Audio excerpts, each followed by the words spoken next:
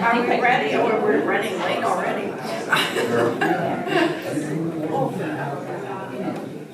Well, first of all, I want to thank you all for coming. The fact that you showed up for a discussion on stewardship means you're engaged in the congregation. And we appreciate that. The executive committee is hosting this, as it said. I'm Judy Donnell, I'm the president. We have Todd Walden, our vice president, Mark Sando, our treasurer, and then Naomi Owens is our secretary. Other council members are also here, and we have Amanda Schillinger representing the stewardship. So that's who's here with us today. I'll give you a brief sort of summary of what we're going to be about. We're going to share some information with you, a little bit of history, which Pastor Sarah referred to during the service, sort of where our finances, how we got to this point in our finances, how's that? And then we're going to have another update from Mark on the numbers, and then we'll open it up for discussion. So just to kind of give you an idea of what this morning looks like. First, we're going to hear from Amanda about our upcoming stewardship drive. All right. So I know everybody's going to be super excited to know that we are going to have a stewardship drive, and I'm sure you're all very surprised by that, right? It's that time of year. The theme for this year is For Such a Time as This. We think that Grace is at a unique time. The past few years have been, I think, challenging is maybe a little understatement in everything we've been through between the pandemic, changes in pastoral leadership, in addition to what is happening here, specifically here at Grace, church in the broader sense and in our society are also changing. Under Pastor Sarah's guidance this past year, we've worked hard to start kind of righting the ship, so to speak. And by the end of this month, we will have 2 full-time pastors and a fuller staff. So that's very exciting for our church. And we have begun the hard work of learning about and adjusting to what church is going to look like going forward.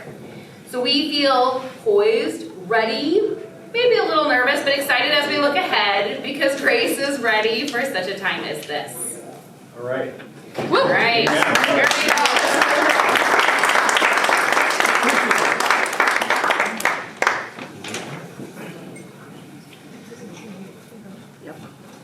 So, in addition to the stewardship drive, the church council has decided to conduct a special campaign in early 2024 to address our debt. So far, the working title for that campaign is Dump the Debt. We'll see where we end up with on that. But as many of you know, and some of you don't know, which is why we're here to share it, we have a significant mortgage payment that is definitely weighting us down in our efforts to do ministry. So we want to make a special appeal, special effort to start working on reducing that debt. Some people have had questions about why Grace has so much, what I would call, underutilized space, which we do. But I'm going to give you a little bit of history as to how that happened, at least as I recall it. So this building addition that we're in now was completed in 2012. And at that time, leading up to the effort to add on to the building, we had good reasons for expanding, good reasons for building additional space. One of the first things was a good portion of our building, the whole south side by the sanctuary and around on the east side, was being fully utilized by a preschool. And so, again, that was in place. We did not know going forward what that was going to look like, but we trusted that was going to continue. Also, Grace Lutheran had a ongoing relationship with our school district, with District 196. They rented a significant amount of space from us at that time to conduct their ABE, Adult Basic Education Program. And before we committed to an additional building space, we had conversations with the district. We had assurance from them that that relationship was going to continue. So that was part of the decision. And then also, I think just sort of overall, at that time, Grace, like many congregations, assumed that our own needs for space would continue to grow. So the question is, what happened? And to put it very succinctly, the preschool closed. The district decided to move their ABE program to one of their own buildings so that they didn't have to pay rent for that space. And Grace, like, again, many churches, did not grow as we had expected to do. So those combination of factors sort of led us to where we are today with space. And I will tell you that the council is very aware of the fact that we could be utilizing this space. That, you know, we are seeking other programs to partner with so that our space does get more fully utilized. However, as Todd pointed out at one of our meetings, there's a lot of businesses, a lot of offices now that have empty space that they would love to rent out. So perhaps the need for space isn't as great as it was a few years ago. But we are pursuing that. And then I want to talk a little bit about the finances. So in terms of how the congregation supported this additional space. So thanks to the generosity and the commitment of many members, we did back-to-back 3-year building campaigns. So that's a total of 9 years of extra donations that our members gave. And that money went specifically to the building fund. And that building fund allowed us to make the mortgage payment each month during those years. And it also allowed us to build up a fairly healthy reserve. The reserve at the end of that last campaign was just over $400,000. So as I said, very generous donations and good stewardship, we were able to do that.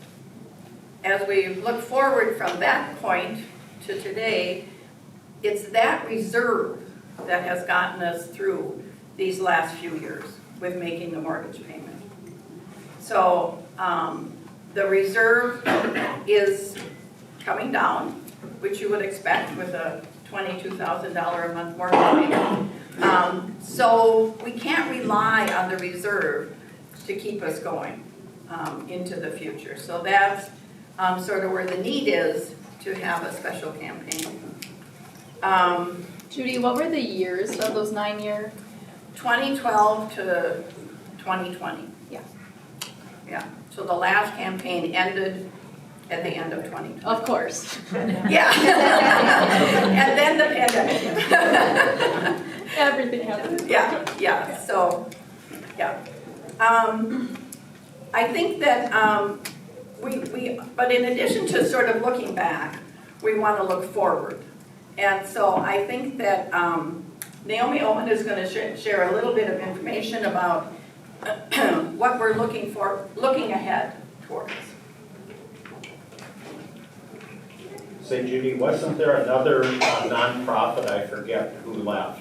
Yes. I mean, they had that whole section. Yeah, the Matrix. Matrix, yeah. They had that whole section back there too. Yeah. And they're not with us anymore. Yeah, that's right. Thanks, Lee.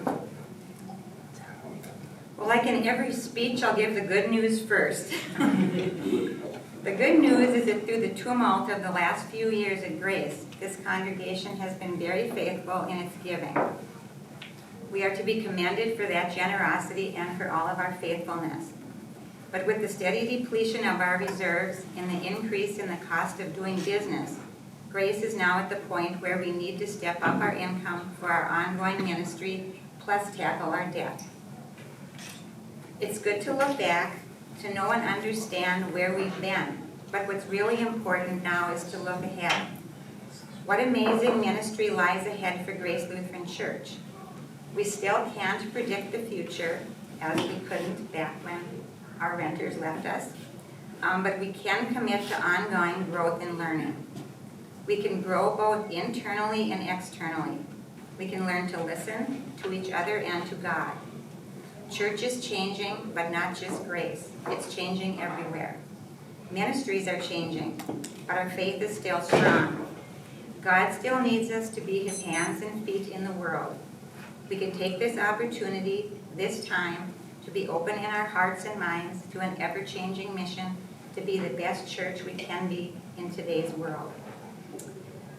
And of course you knew it was coming. We need money to keep moving forward. Just like for each of our households, expenses have increased at Grace for basic things like electricity, gas, water, insurance, repairs, and maintenance. In addition, personnel expenses have increased with higher salaries and more expensive benefits. In addition to money, we need each and every one of us. We need time, energy, inspiration, ideas, care, concern, and love from everyone at Grace.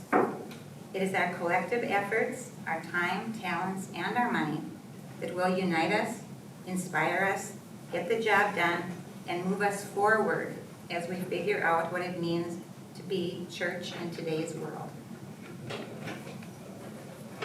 Right.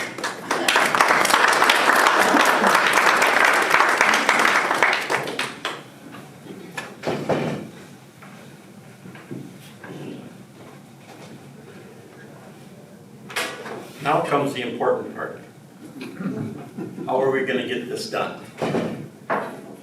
As I stated in church, our income is less than our expenses, which is, I'm going to say this in such a way that every church has the same issue, unless you've got multimillionaires going to your church. We need, as Naomi will tell you, we need to increase our pledges. There's no question about that. Our reserve at the present time is $267,000. If we end up the year at $45,000 short, we'll be able to pay for that, not a problem, this year. And maybe even next year. But that's not where we want to be. We want to, I think I said this once before, and I know we've talked about it at council. We want to have a ministry-driven budget, not a budget-driven ministry. And what that means is, if we want programs to continue, we need to fund them. Now, some good news about that is, Naomi just said, expenses are increasing. There's no, everything is increasing. Well, I'll tell you this right now. We now have what we think is a complete staff. This complete staff that we have now going forward costs less administration for the next year than it did for this year. Wow. That is a real plus. You think, oh, we hired this person, we hired that person, we hired that person. Where's that money coming from?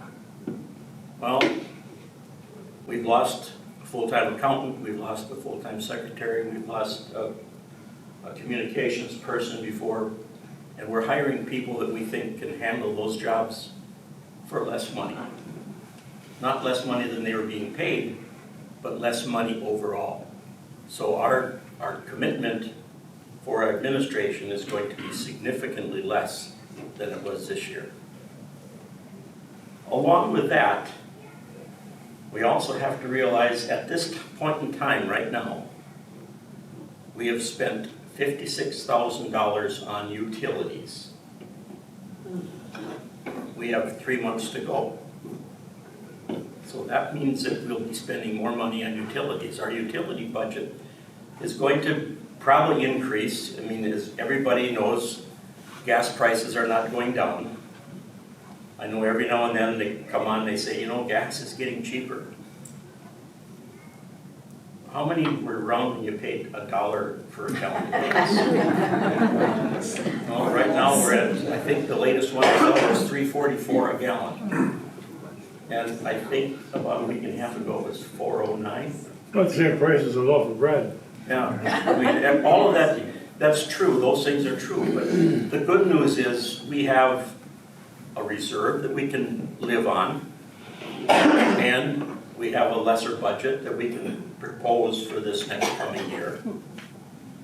And we have programs that Pastor Sarah and I hope Pastor Reed will bring us into the new future. Because we all know, as we look around, churches have changed. It's not the same as it used to be. It's not the same where we have small or young families with small children and that income comes in. We're getting some back, but not enough. And so I'm just going to tell you right now, the bad news for this year is we're behind in our budget. The good news is our looking forward is going to be much better.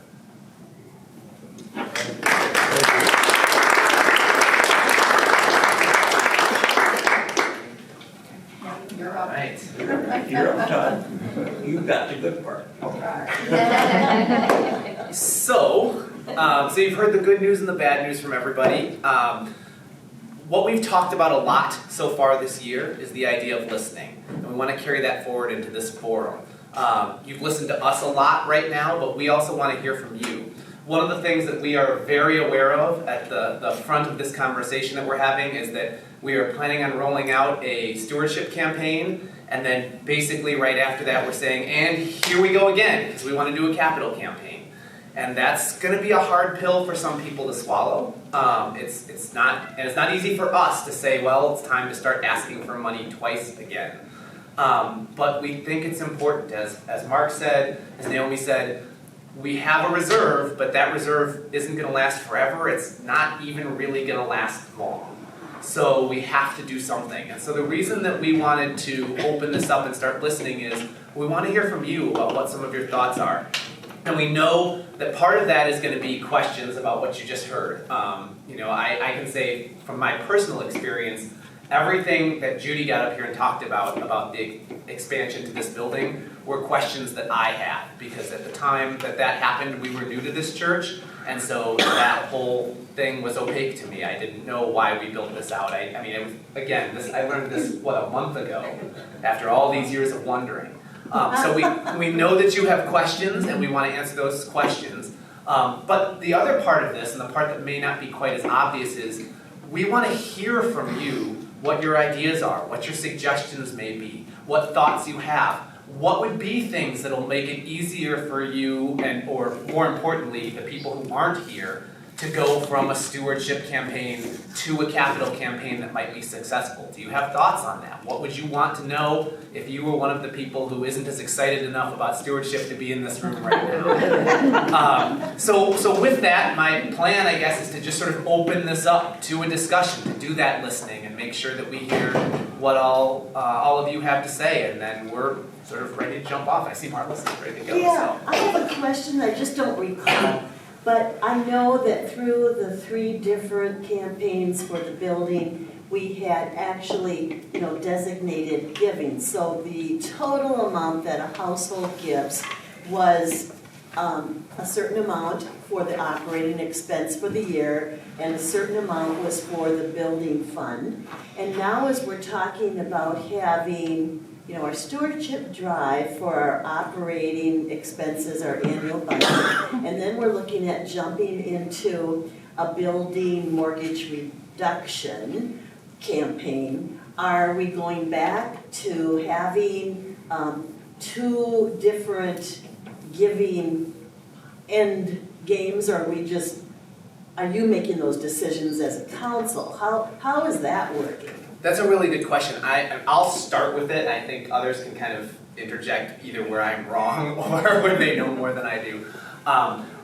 You're right about when we ended the capital campaign, one of the things, and I was on council at this time, so I vividly remember doing this. One of the plans was that we would then say, okay, so we're not doing a capital campaign anymore, but we're hoping what you will do is increase your giving from what you were giving to the capital campaign. And then, that will just go to the church and we will figure it out as council to figure out how we're gonna do this. And it sounded like a great idea at the time. And it really did, it worked almost as well as we thought at the beginning. But what we, I think, didn't anticipate is that that's not necessarily sustainable over time, right? People sort of lose sight of that idea of, oh, we're giving to both the building and the running of the church, and now we've kind of gone to where we're just not closing that gap anymore. I would say, I don't know that we have a perfect answer for it yet, but I do think the plan is really to go back more to that style of, we have a capital campaign that is designated directly to funding the mortgage, and we don't know exactly yet how that's going to shake out.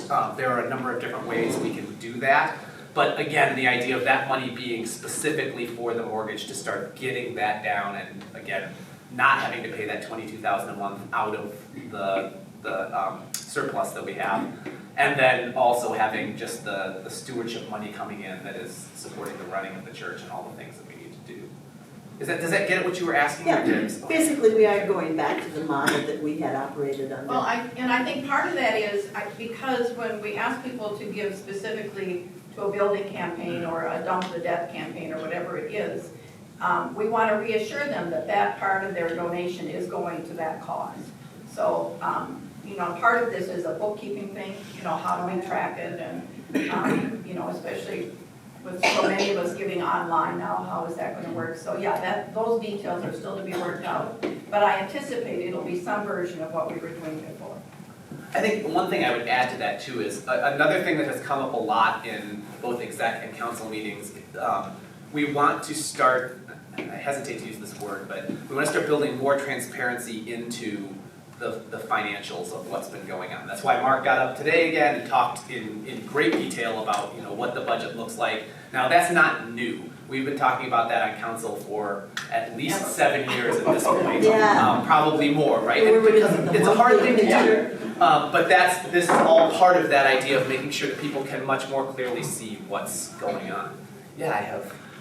So in the transparency thing, I have a couple questions. What is the amount of the mortgage right now, the total mortgage that's due? 1.945.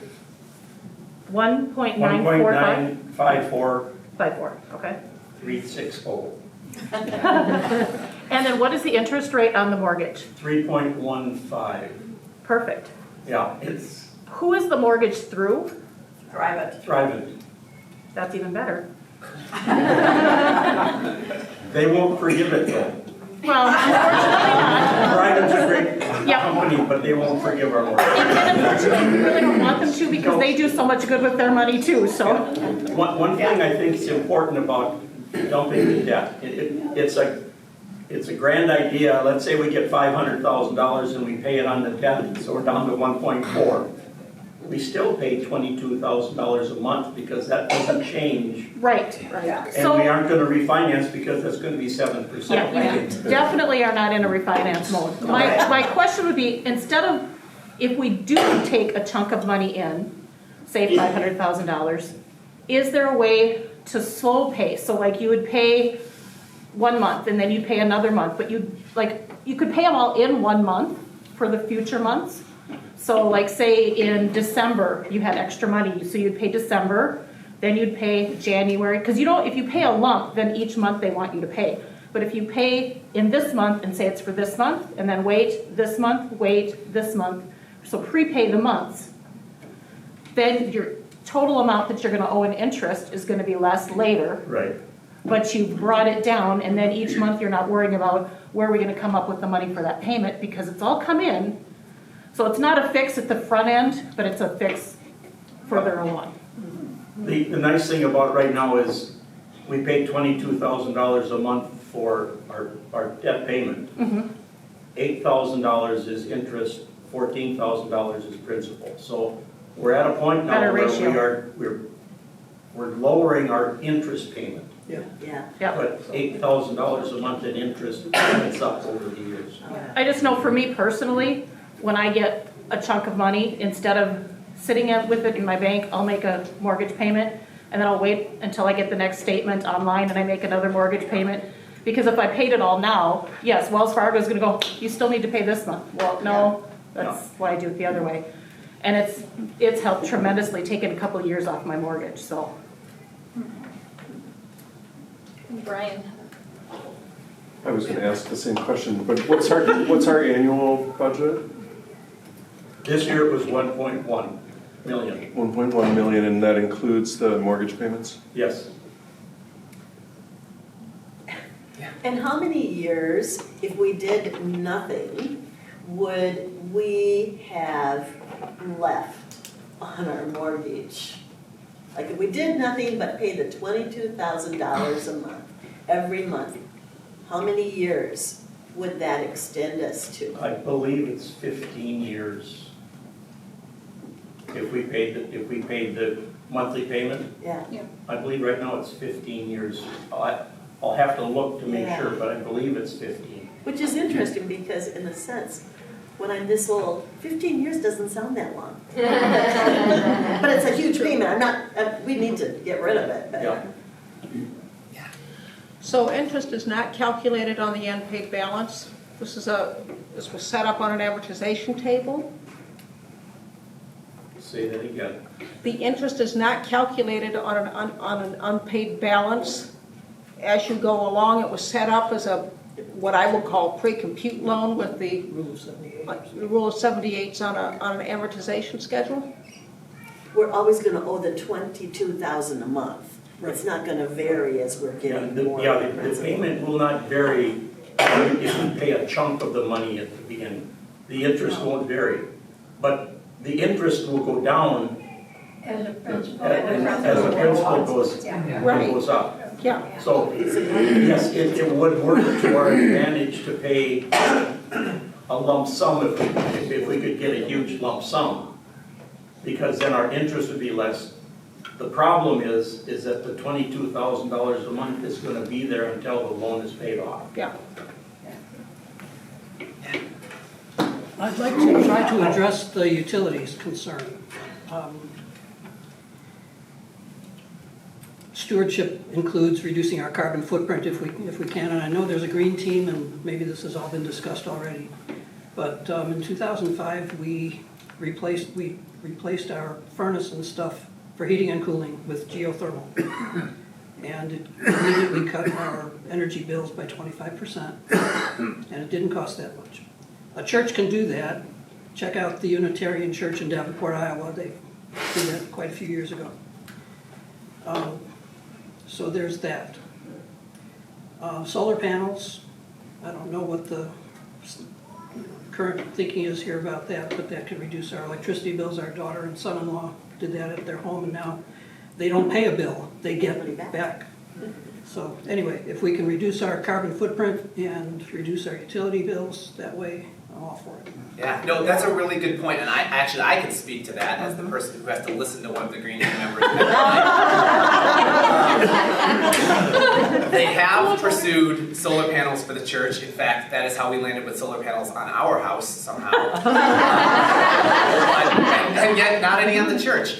And part of the reason for that is actually really significant, which is Apple Valley is terrible in terms of how much they reimburse businesses and the community for pursuing these programs. Our neighbors, Burnsville, Rosemount, Farmington, Egan, they are all doing wonders for the amount of money that the city gives back to help the community green the way that they produce and consume energy.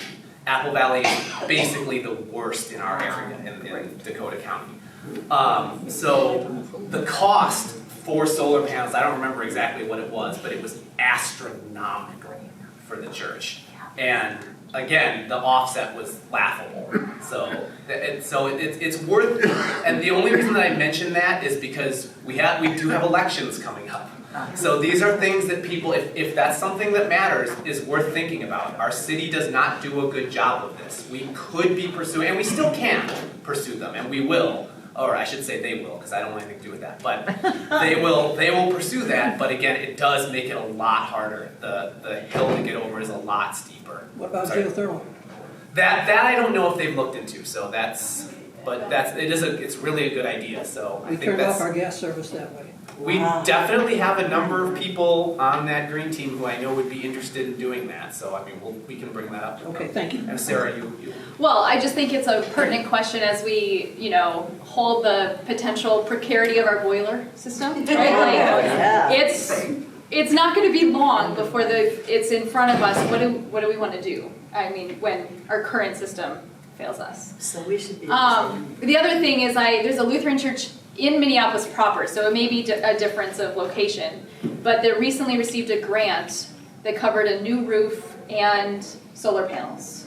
And so I've connected with that pastor to learn more about like what are these resources out there that we might not know about that might not hold us to Apple Valley's policies or not, right? But that could potentially support that endeavor. So that's something that's preliminarily in the works. And we do have people on the green team who are knowledgeable in those areas. Yeah. So that is one good thing. So if we can find a path, that would be great. And I think that the nice thing about that is, kind of like you mentioned, you basically cut your bill. But the other thing is, when you're talking about solar panels, right? I mean, I'll give our example. The base cost on our house for the solar panels was $30,000. That's a tough pill to swallow, right? And you can imagine if that's my house, it's going to be a lot more here. But the difference is you can't think about it in the way of like you're buying a car, right? Where you've spent $30,000 and then when that car dies, it's just gone. Those will last well past the point which they've paid themselves off. So at the very worst, you're breaking even, but most likely you're actually making money on that investment. So these are things that I think are really worth considering, and that's the kind of, as I said at the beginning, this is, the idea is that these are the things that we need. We need to hear from people, not only to generate new ideas, but just to know that there's interest in our church community for these things. So yeah, we're really excited to hear your thoughts. Yeah. I'm really curious, and I heard the sentiments of like how this building is used, and there's a bunch of buildings out there now that you can rent, but like the ways in which we can get organizations who are doing similar work to the social justice work that we want to be doing and inviting them more intentionally into the space to rent, like that seems like a way. I just don't know how that work is being done, if you have any more details about kind of where y'all are planning your time or what help you need from the congregation to try and generate more of that rent revenue, which seems to be long-term stable, more than just asking for more and more money. Sure. I can speak to part of it and then people can kind of fill in the gaps that I miss. One of the things that, as we talked about, was talked about in the listening session, one of the things that we're really focused on this year is listening both in the church, but also more importantly outside of the walls of the church, and trying to determine through that conscious listening, what are the needs that we aren't aware of, right? We all read a book that was, that's based around this idea of sort of trying to transform the way that we think about being a church in this new generation, in this sort of new world. And part of the reality is that there are needs out there that we just don't realize are there, and it's because we're focused on doing things an old way.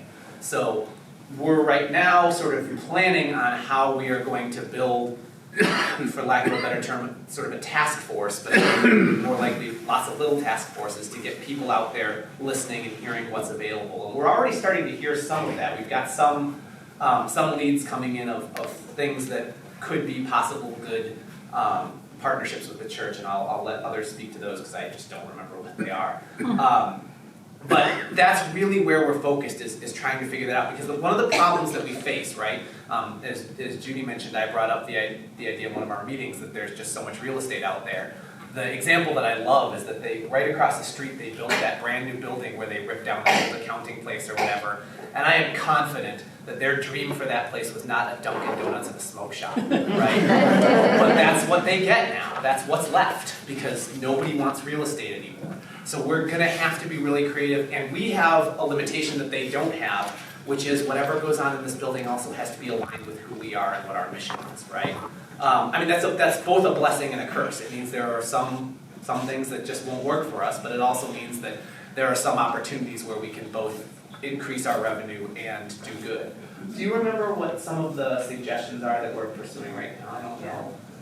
There's, Yeah, no, I don't think we have any specific partners that we're pursuing right now. I mean, we've had a couple of phone calls of people saying, can I have my daycare there, you know, things like that. But I think the idea of asking for input from the congregation is a great idea because again, collectively, we could perhaps come up with something, but you know, on the council, you know, on our own so far, we haven't come up with a good partner. I mean, I think our relationship with Matrix, which was mentioned earlier, was just ideal. The work that they did, you know, supporting, you know, homeless people, certainly goes right along with our values. And it was unfortunate that they lost their funding, so they had to leave. But a similar organization to them would be wonderful.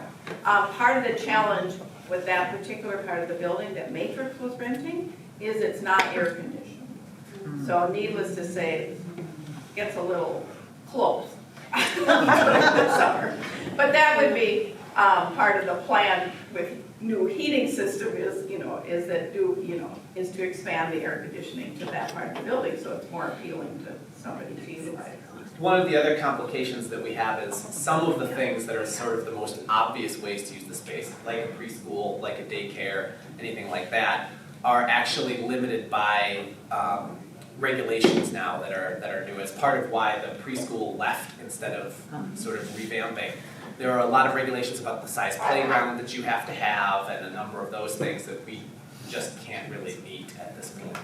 Plus, honestly, with basically all-day preschool everywhere now, nobody really wants that kind of preschool anymore. Yeah, what's offered through the schools that hit private preschools like this really hard. Yeah. There are some options if there's any groups that are interested in doing like maybe school age before and after school programming and things like that, because there's a separate option called certified license exempt for school age specific age program. So if anybody reaches out with that specific age group, or if there's any kind of mission work that would want to be done around that, there are some other options that I'd be happy to help people sort.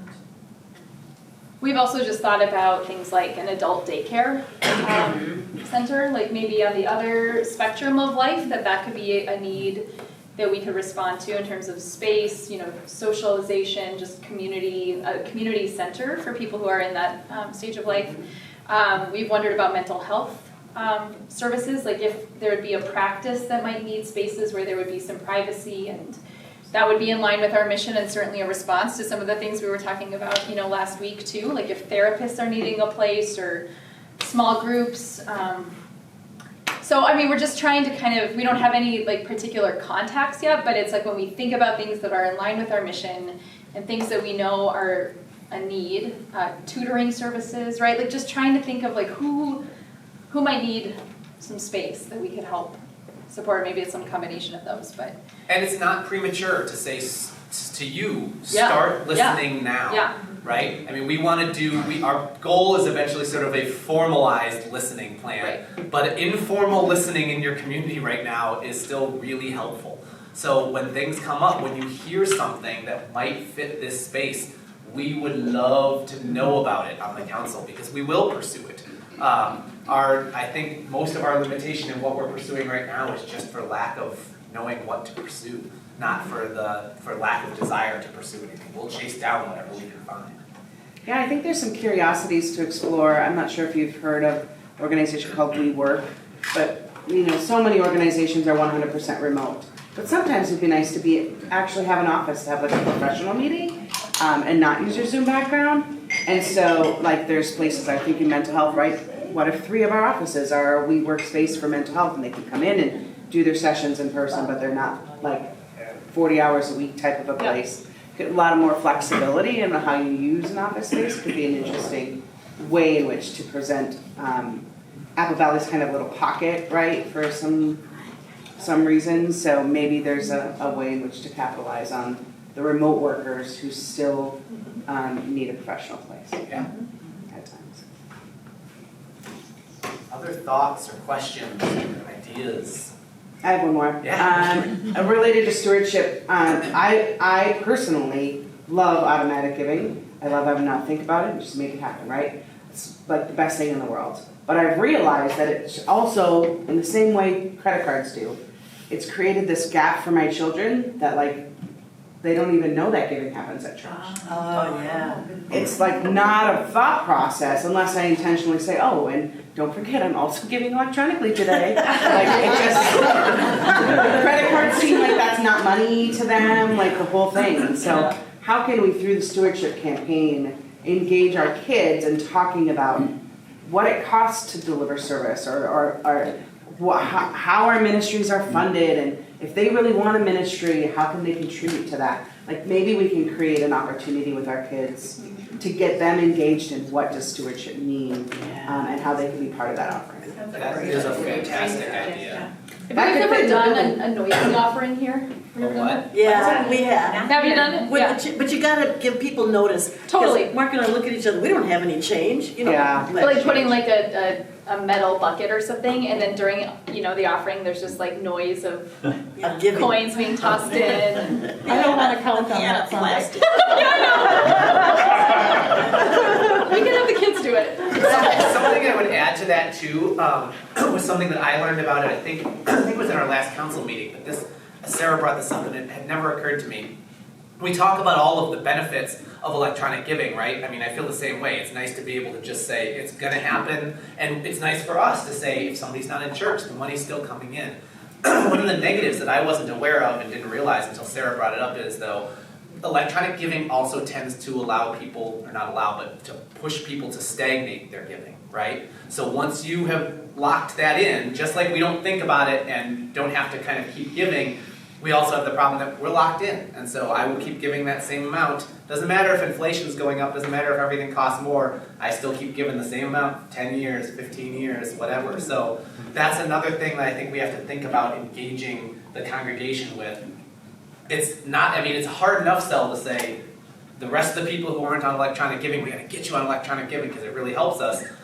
Then to go above that and say, and we need to convince the other people you gotta up your electronic giving. You can't just forget about it and keep doing the same thing forever because it doesn't, you know, like Mark talked about, prices go up, right? And so we need to close that gap, so, yeah, Ron. Oh, I was just kind of piggybacking off when we were talking about spare change, giving or whatever. And it reminded me at one point, we used to do pennies for peace. Oh. Do anybody remember that, pennies for peace? And I think that's what where our young adults were, and older adults, experienced adults too, where you know, it was the spare change type of thing, but it, you know, it was including the youth in our church of being able to participate in this pennies for peace. I think that's when Pastor Andrew was here. I don't know how successful it was, but it seemed to be successful. But again, I'm just kind of piggybacking off what you were talking about. Somebody had mentioned that.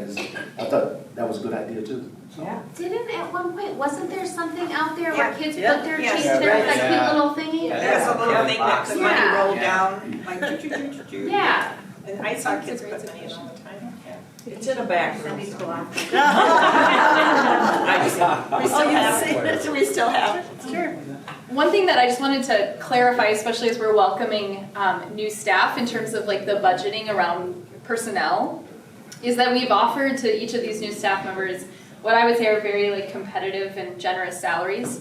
The biggest difference this year as to last year is that we've changed our policy around the benefit coverage, so that we're now covering the benefits fully of our employees, but not spouses and dependents. Okay. Prior to this year, last year we covered all of whatever our employees needed and their families. And so the council made that decision as we were preparing for like several new hires. How could we both stick to our commitments to pay generous salaries, take care of our employees, but also be honest about how much of the benefit package can we provide. So when we talk about that disparity, one of the reasons that we can hire and have hired well, and I think provided salaries that are competitive, is because we've changed that part of the package. So just so you know, I don't want anyone walking out of here worrying that we're not paying well the people we've hired. Yeah. I have one more. Yeah. I like ideas. So many people in this room, because you came to the stewardship meeting, probably don't mind talking about money, and clearly that table knows a lot of stuff. In packaging up giving, sometimes it's nice to be reminded, maybe if you're a younger person or a younger giver, like what are the tax benefits of making donations at the end of the year, for example, or right before taxes are due, like those sorts of things from the charitable giving perspective. So perhaps there's an opportunity in the promotion of stewardship to remind people of like year-end giving, and you can write this on your state taxes or whatever it is. Like any of those sorts of benefits can sometimes be nice reminders for chunks of giving at particular pieces of time. Scott isn't here, but Scott DeGraff, our plan is to have him do some education on that kind of stuff, because he's a financial person and I am not. So I do not talk about this. And I do, so I haven't seen how it's done before. He's done that a couple of times, and I think he was mostly, I shouldn't say mostly, but really focusing on the older people who have qualified or required distributions, and giving the information about how your gift is increased if you give it directly. And so he's been doing some of that education. We need to continue that, and for all age groups, whatever there might be advantages, because we need to all know that. We're gonna have him speak in worship, and then we'll record, we'll take the part of his sharing, so that people that aren't there, and just kind of communicate that by video to the congregation. And then we'll also have people in our stewardship team available after worship to help people sign up for online giving, if that can be a little bit of an obstacle, just kind of figuring that out, or if you'd like to adjust your giving, so that we'll just have a few people on hand to kind of walk people through that, in case there's interest in that. And even when you think about planning your will and estate, what should be given directly to your church or other charitable institution instead of family, because it'll go farther if you give certain gifts to family instead of your IRAs or 401ks. Yeah, that's good. One thing I want to make sure we touch on, and I mentioned it briefly as I led into this, but it's something that we've been talking about in council quite a bit, is one thing we'd be really interested in hearing from you all, and I'm kind of putting you on the spot here, but what ideas do you have for how we make more palatable that jump from stewardship campaign right into a Q1 capital campaign? The obvious question that comes out of that, right, is just asked us for money, and now you're asking again. And I feel like a lot of people in here probably now have a better picture of why that capital campaign is so important. But a lot of people in here pale in comparison to the number of people out there who didn't hear this message. So what thoughts do you have for how we might sort of ease that transition as we sort of bring two campaigns asking for money back to back? Yeah. Are you going to tie it to the anniversary of the church? Because next year is what, 60 years? Yeah, we did think about that. Yeah. Good. What about connecting the capital campaign with these ideas of green energy, and maybe asking people to donate money towards solar panels and geothermal, and then we could do some calculations of how much are we actually saving on our energy bills, and having out of the budget put that money into the building campaign. It's kind of like an investment in the fund, in the building fund, but through the savings that we would be making on our energy bills. Interesting. So, and a longer term strategy, arguably. Yeah, but then it's a positive thing. It's not just we're retiring the debt, but we're building for the future, and we're going to be reaping these dividends on the savings of our energy bills, and we can use that to replenish the building fund. That's a very good idea. And I mean, taking solar panels, for example, you're typically talking a 20 to 25-year warranty on your solar panels, so they'll run for 20 to 25 years. If the offset's good, it could be more than the cost of the budget, so with the capital campaign. So great, yeah, other ideas? Yeah. Do you know where your wider audience is. In other words, how do they access information for the church? Is it through reading what Pastor Sarah puts out on Friday? Is it through being up in front of the congregation? Is it through written media? Do we know how to reach the audience? Other than that last one, I think the answer to all the other questions is yes. The one of do we know how to reach everybody? That's a good question, right? So I think all of those venues for communicating with people are all ones that we absolutely rely on because we have such a wide disparity of how people gather their news from the church. How to best reach everybody, I think, is still a good question. The way we do it is typically to blanket all of those different ways to make sure that we're not missing anybody. Whether or not that makes sure that we're not missing anybody for certain, I'm not sure, but.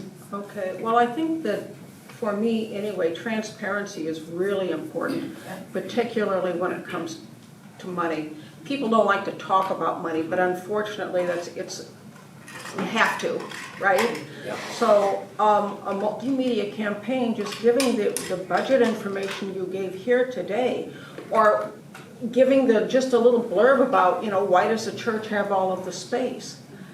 I think that's really important because a lot of people don't know that history. Yeah, great. I think that is good. And yeah, like you said, Mark got up, but we do have other channels that we could communicate that through. Right, and I think that a multimedia blitz, so to speak, with the financial information would be very helpful. Can you tell me a little bit more about what that would look like to you? I know that's a broad, but like when you just picture the basics of that multimedia blitz, how do you imagine that? Okay, well, first of all, you have to understand I come from a financial background. Sure. Okay, so I'm always interested in looking at balance sheets, income statements, budgets, comparative last year to this year. Okay, I think that the idea to tap into that idea of solar panels and geothermal, first of all, I think is really a good idea as a way to get people motivated. But we all know when it comes to finances, the motivation is the important part. So we have to think about, okay, what's going to motivate people to want to support that capital campaign? Is it the longevity of the church? Is it the educational programs? Is it the music programs? Is it the outreach? Is it the social justice programs that we have here? And I think once we can determine that, then we can make a concerted effort to say, okay, this is what we could do if we had X number of dollars. We could start designate part of the church for homelessness. We could designate part of church for education. And I'm sorry I don't know your name over there in the blue. Nikki. Nikki, okay. I'm with Nikki about financial education for children because they don't get that in school. They don't know the difference between a credit card and cash, for instance. So I think if we can figure out who our audience is, what they're truly interested in for themselves, for their children, for the community at large, then we can do a targeted multimedia campaign focusing on those ideas that will motivate people to give. I think that's an excellent idea because when I'm looking for a church home or the people, You're not looking. Right, no, right, but no, thinking back to when, or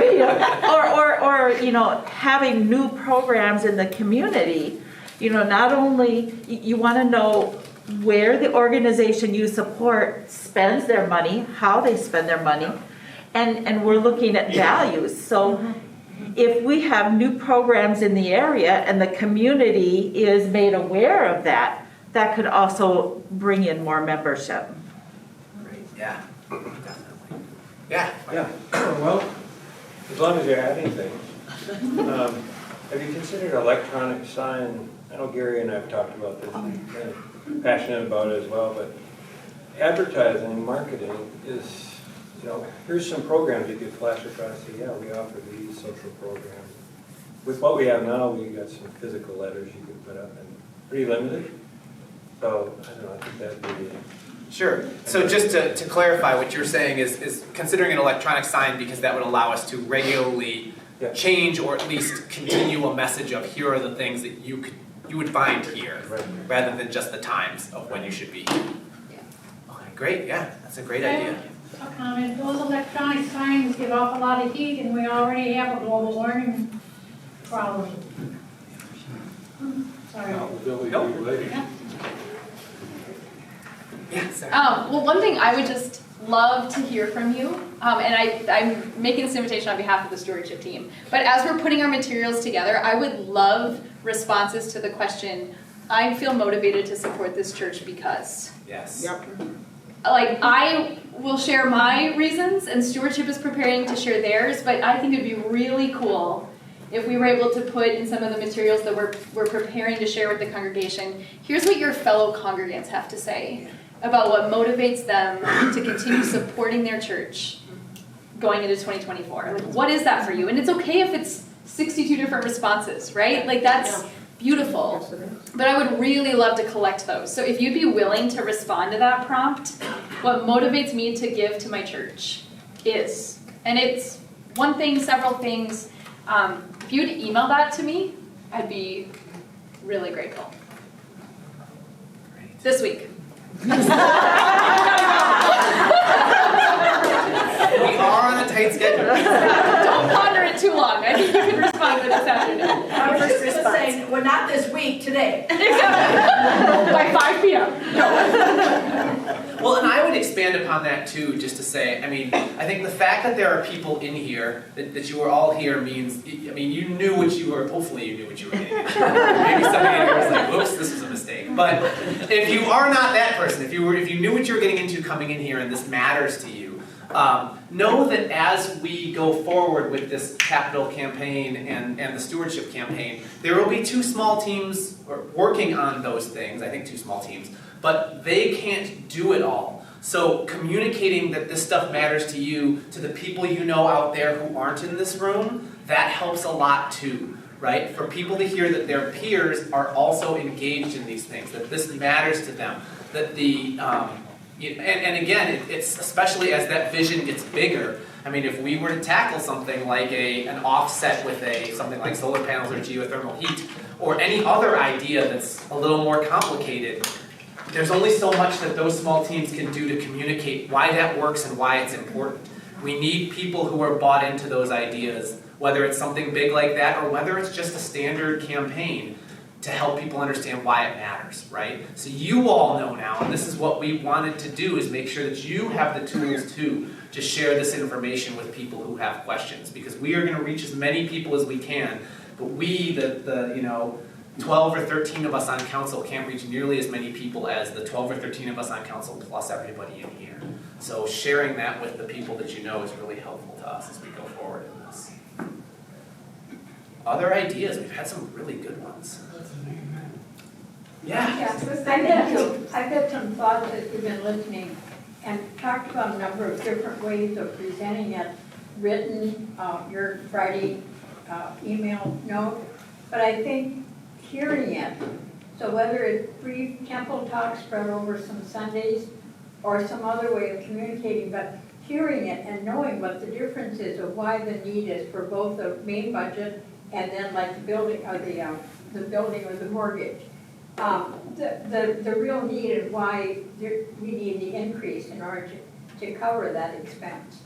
And I'm not sure exactly how I was thinking temple talk, but that, I don't know, just for me, hearing it, it has much more impact than reading it somewhere. Sure. And then another thought that I had was that my old church often has had shared worship space. And I don't know if there are any needs in this area for another, and then we only have the sanctuary here. We don't have like a small chapel or anything. But that's another thing to possibly consider if it would work as far as scheduling wise and everything. Cool, that's a great idea. Thank you. Good. Any other? I think it would be fun during the building, and you all have been here a long time. This would be fun for you. But there's parts of this building I've never even walked in. And so, could we be like, right, we're going to do a tour. And at the end, here's your little form, fill out. For our building. Or charge to go, no. Now we're here where the solar panels would be. Wouldn't it be better if they were here? Donate. Great. Yeah, no, I love I'm that. serious about the tour part. Maybe have the art stuff. Now that you're locked in the basement, how much is it worth to you to get out? Escape rooms are big. Can you get out in time? That's awesome. Great. Yeah. Have you considered just passing the offering plates around again? That somehow that kind of is an acknowledgement, even though you maybe just put in the card that says, I gave electronically or whatever, at least lets the families at least know that the kids are saying, okay, we're doing what was that all about? But it just, it seems like it. Visible. Just try it a little bit and see if because it's pretty easy to walk right past those places when you're going to church. Sure. Easy to forget, too. Yeah. Well, it makes it real, it's part of worship. Right. Great. Yeah, so the idea of bringing it back into the service as part of the. Right. Yeah. I can speak to that a little bit. Like, we definitely have thought about it and gone back and forth about it. We have included it, intentionally on like festival Sundays, which, we have more guests, right? On Easter or Christmas, like when people may be, wanting to make a gift and aren't regular givers. The research out about it with churches that have reincorporated that after COVID, like first of all, it was a germ thing. I don't think that's so much the reason now, right? People aren't kind of as sensitive to that now as they were a couple years ago. But more people have increased their online giving and less people carry cash and checks. So what congregations are finding that have reincorporated that kind of 4-minute moment in the liturgy where the plate passes through is that it's not uncommon for it to remain empty. And that can, so it's like, I struggle a little bit to know what it symbolizes.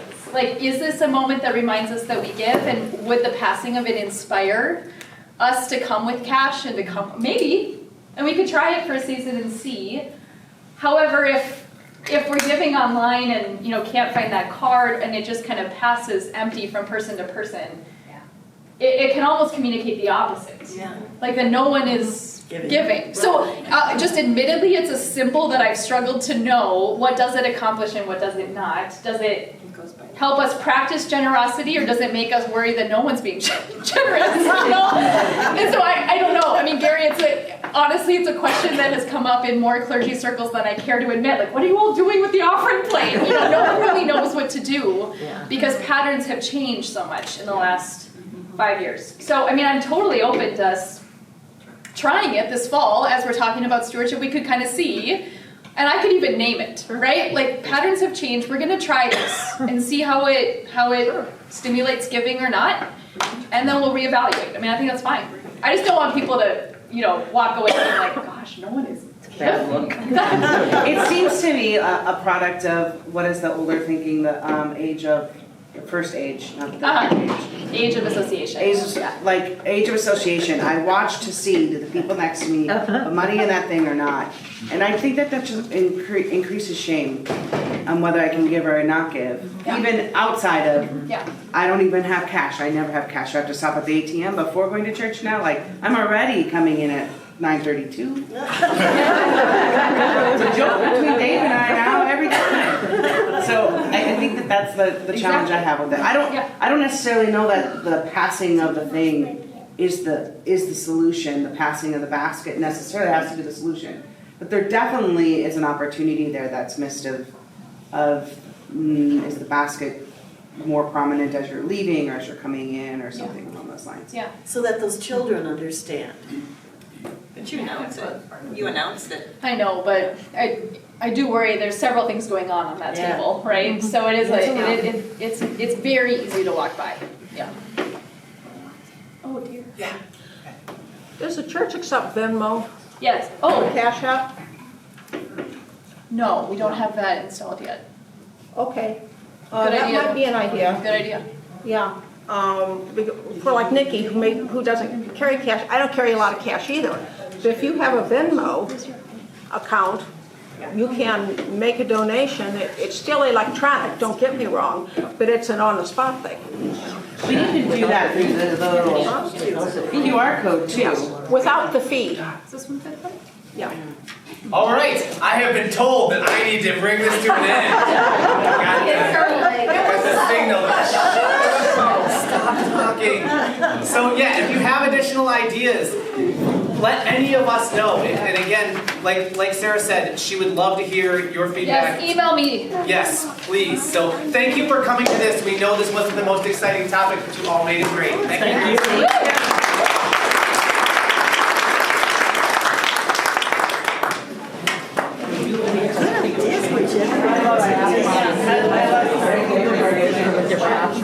Yeah, well, yeah.